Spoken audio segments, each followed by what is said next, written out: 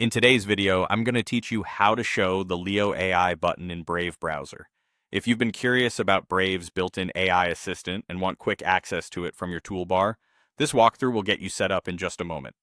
We're going to use Brave's own settings, so there's nothing extra to install, and once we're done, you'll see the Leo icon ready for one-click use. First, open Brave on your desktop. Look to the top right corner of the window for the menu icon. This is the button with 3 horizontal lines. Click that to open the main menu, then choose Settings. If your window is small and the menu looks a bit different, that's okay. You're still looking for the option labeled Settings.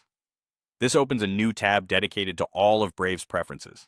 Inside Settings, you'll notice a navigation panel along the left side of the screen. Find and select Appearance.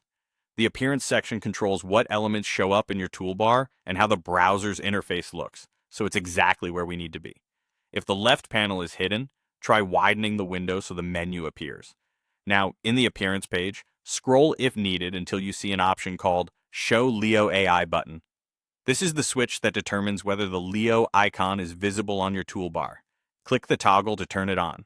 When it's enabled, the switch should change color. Typically it turns blue, so you have a clear visual confirmation that it's active. Once enabled, look toward the top right area of your browser toolbar. You should see the Leo icon appear there.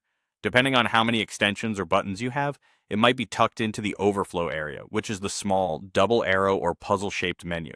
If you don't see it immediately, don't worry. Expanding that overflow should reveal it. From now on, clicking that Leo icon will open the assistant whenever you need it. A couple of quick tips before we wrap up.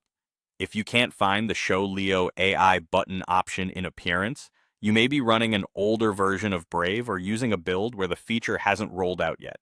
Updating Brave to the latest version often brings the option into view.